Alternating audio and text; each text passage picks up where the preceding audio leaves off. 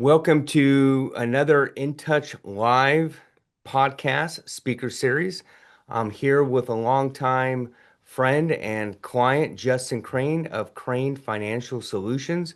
How you doing today, Justin? Good, good, really good. Happy to be here. What's going on? Oh, there's a lot of things going on. We have cybersecurity. AI is running the world, or trying to. And within the InTouch, I would say, ecosystem, we basically want to take a lot of our guests, our clients, and friends, and then educate them as far as a resource and what they're doing. And thank you for coming on to the podcast. You got it. I'm looking forward to learning about what you're up to. Oh, we're up to a lot of things. First, why don't you take a couple minutes and talk about your organization, what you do, how you differentiate yourself, because it's a completely holistic approach that you are taking with your clients and your community. Sure, yeah. So we're financial advisors. We're in the wealth management space. I'll give you a common problem that our clients have. So if you want to do a renovation on your house, let's say you want to like redo your pool, and that's going to cost 200,000 bucks, and you're trying to figure out how you can take your family to Hawaii and spend maybe $20,000 on a vacation or Europe or whatever, and you have a new vertical in your business, you're an entrepreneur, and you want to create a podcast, you want to do some marketing, you might have to hire some staff. Maybe that's going to cost you 50 to $100,000. And you know that you have to make an estimated tax payment in September. And your insurance premium bill is coming up for renewal. And maybe you have to hire two more people on your staff for whatever it is that you want to do. And in the back of your head, you're trying to sell your business for a big number. And you want that business valuation to be really large. And you're trying to put away money for retirement. Where do you go for someone to give you advice on all of those things that have to deal with money? That's what we do. We're financial advisors. We advise on business money and personal money. We want our clients to work towards financial peace of mind. All they're asking at all the time, will I be okay? That's all that they're talking about. Will I be okay?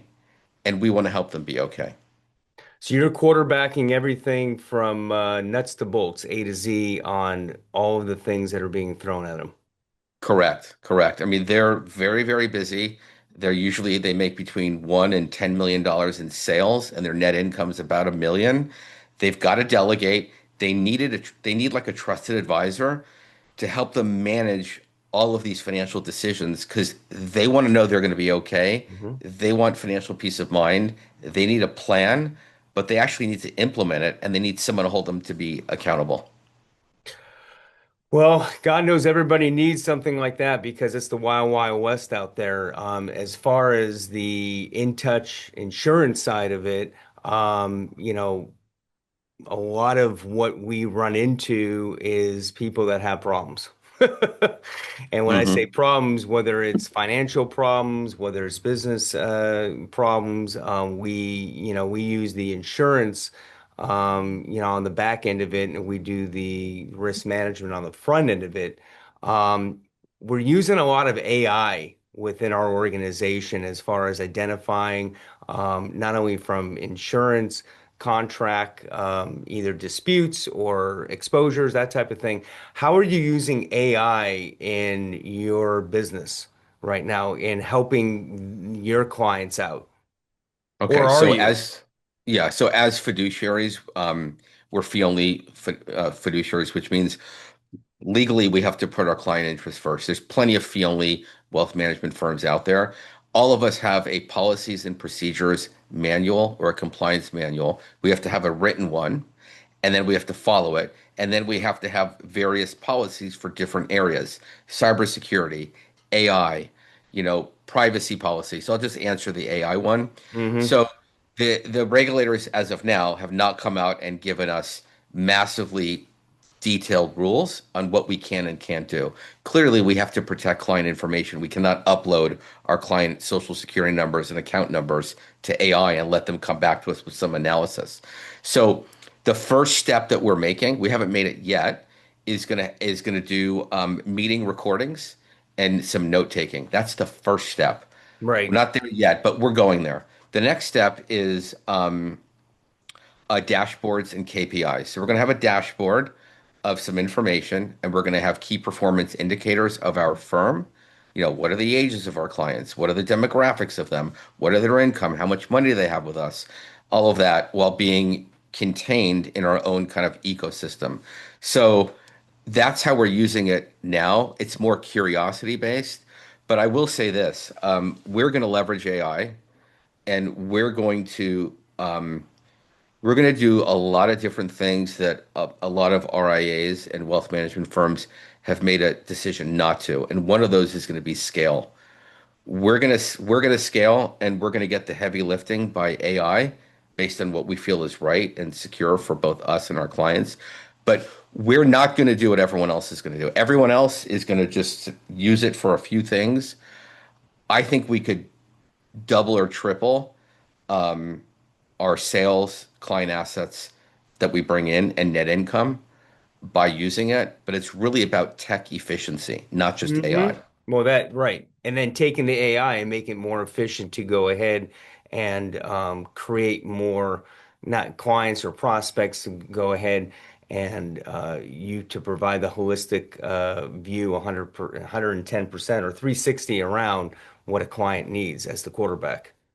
Yeah, I mean, the way that we've grown, our client experience is amazing. It's so good. It's locked.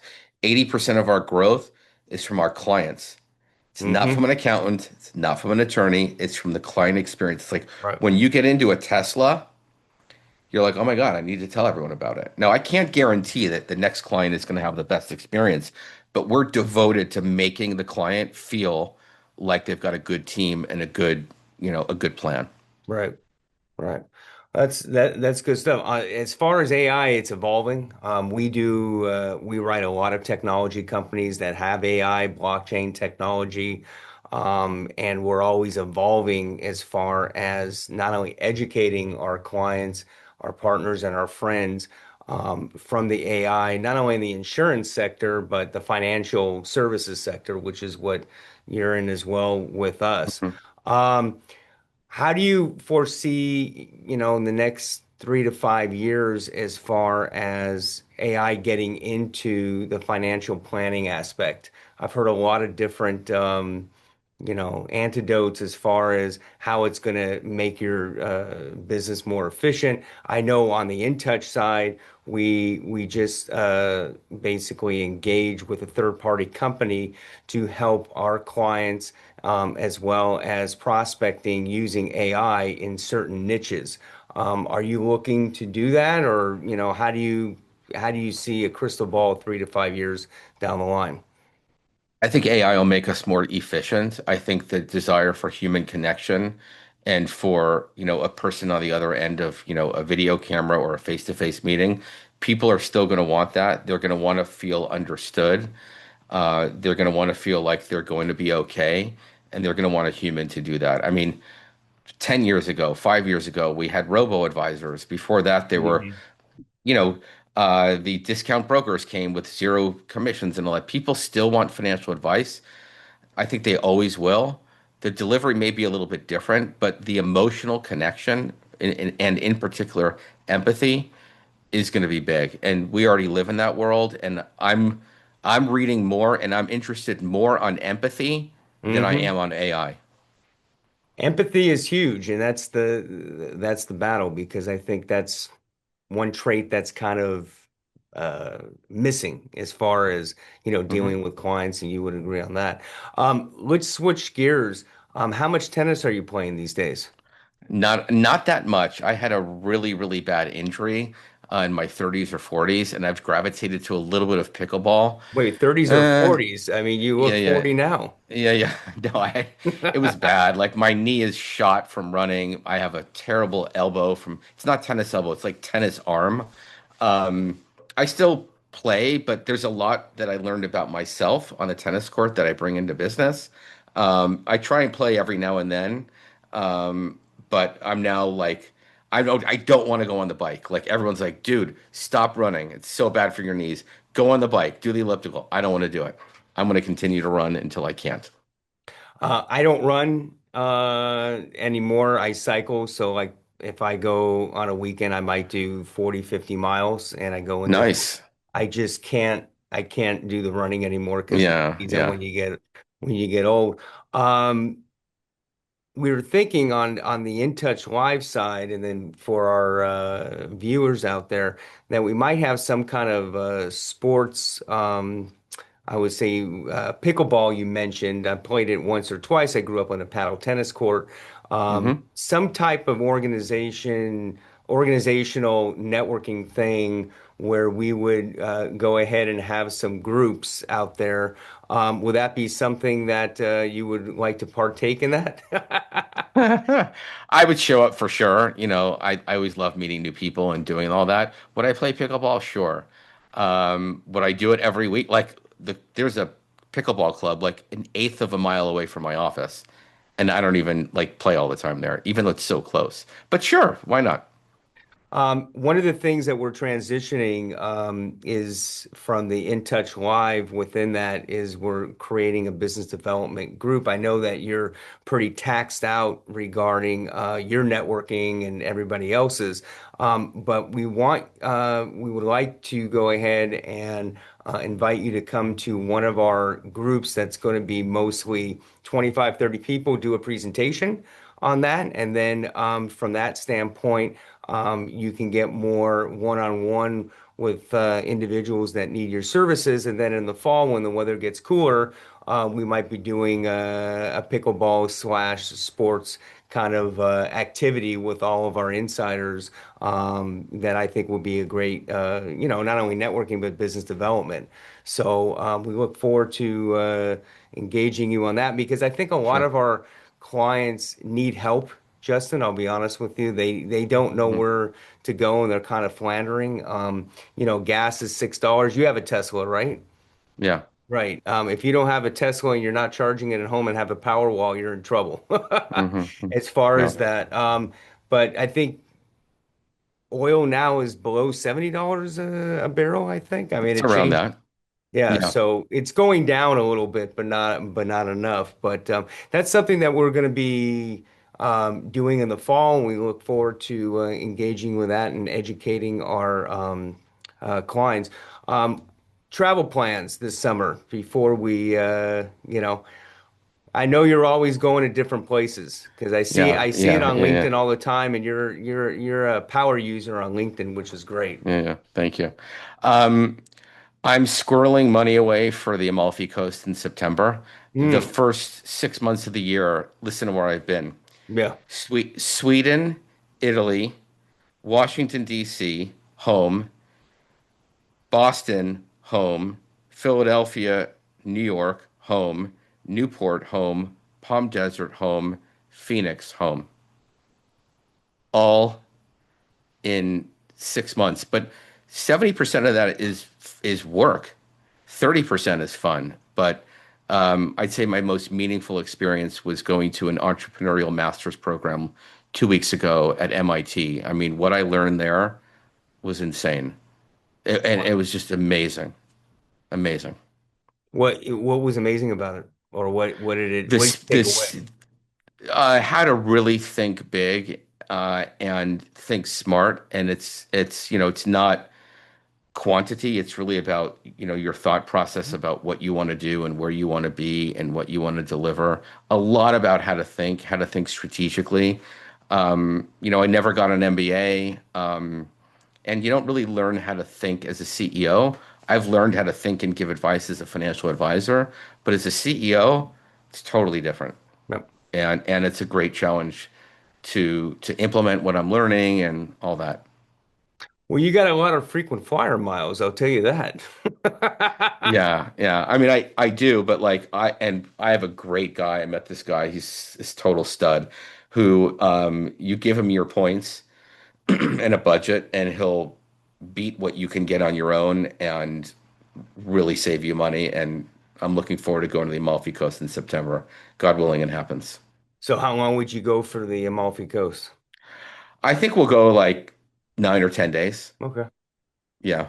Yeah, it's a little bit warm there right now. I mean, a lot of Yeah. Europe is, Yeah. Yeah. Oh, that's one of our other crazy. podcasts we had, one of my hobbies is I've been a volunteer for the National Weather Service for 28 years.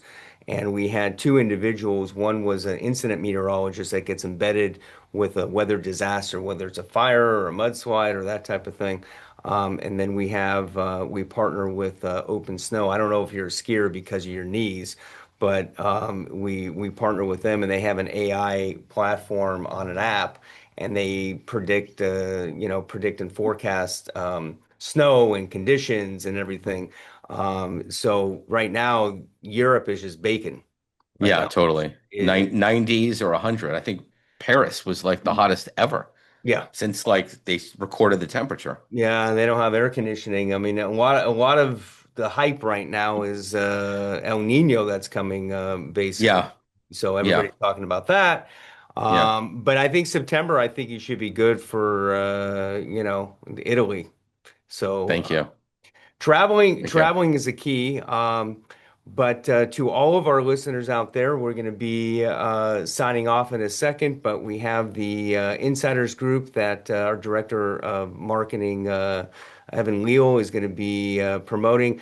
We're going to bring Justin on to present later this fall when he gets back from Italy. So probably maybe Mhm. October or November, and keep an eye out on all social medias as well as our website for changing. And look forward to seeing all of you in the fall. And have a great summer. Justin, thanks a lot. This has been fun. Thank you. Thank you so much. Take care.